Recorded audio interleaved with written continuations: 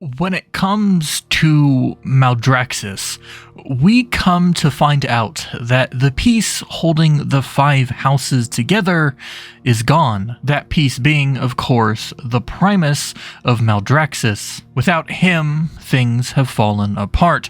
The houses wage war with each other, the outside world, further weakening the Shadowlands as their once great military is fractured, unable to do battle with those that would see the realms of death come to ruin. So the Primus being absent is very important.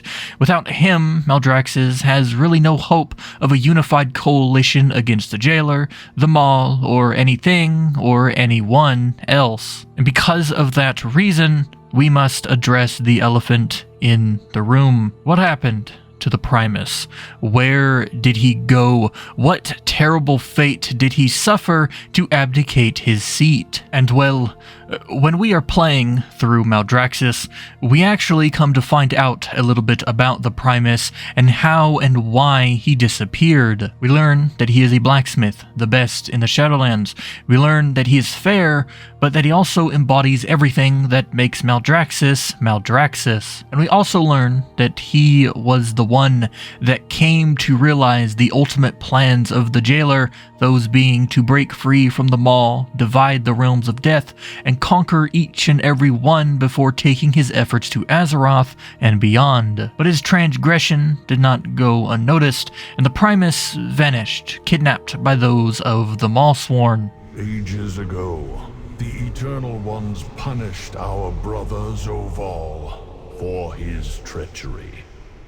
He was bound within the inescapable maw to be forevermore its jailer. That you are hearing this message means my suspicions proved true. Zoval has forged his chains into a weapon and brought about my defeat. And so, with the motive and cause determined, the question then becomes, where is he? Where is the Primus? Clearly, he is in the Maul if he was captured by the Maulsworn on the Jailer's orders, but where exactly? Is he one of the lingering souls flowing into Torghast? Was he consumed to fuel the Jailer's armies?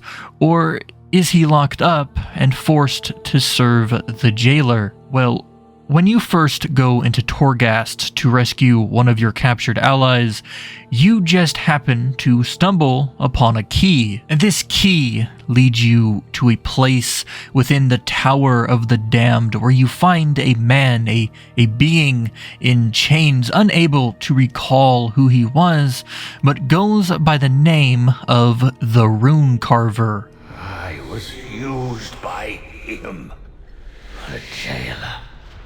Used to make oh, my memories. Did you take them? No, he took them. And from our interactions with him, we come to learn that the Rune Carver is also a blacksmith, forging legendary weapons and armor such as Frostmourne, the Helm of Domination, and our legendaries when we eventually get them. Now, if you recall what I stated earlier, the Primus was also a blacksmith, a legendary blacksmith, able to create things of great power. The Primus was a legendary weaponsmith.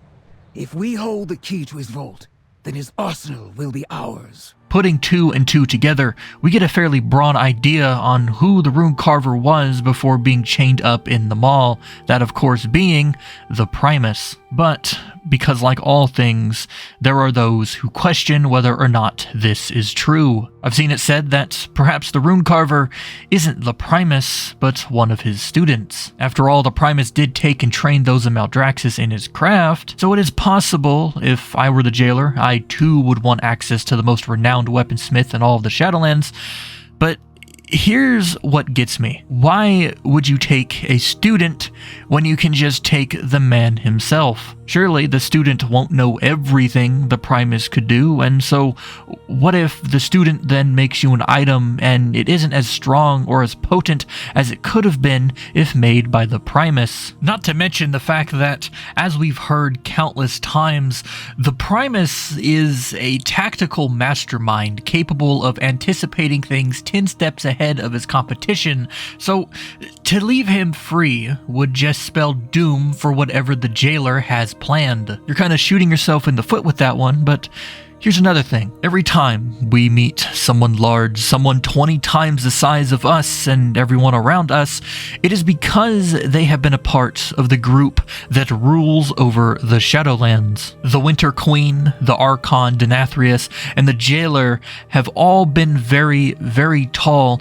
and have each been classified as Eternal Ones, and the Rune Carver is really no different. He is tall, he is clearly powerful, and he fits the bill of a once great ruler of a war-torn realm. I mean, maybe it's just a minor thing, maybe height doesn't matter in this circumstance. To be fair, I do play a gnome, so everything is taller than me, but that is not the only thing that keeps me from saying he isn't anyone but the Primus. For example, if we look at the end of the Maldraxxus campaign, we can hear the Primus speak. He talks to us in a message he left behind before he had been swiped by the Jailer. Bring my warning to the Archon, the Winter Queen, and the Sire. They must see to our defenses. Do not let Zoval reach the Sepulchre. And when we meet the Rune Carver, well, their voices sound eerily similar. More Walker. Before the Jailer escapes the maw. I was used by him. The Jailer. He was bound within the inescapable maw to be forevermore its Jailer.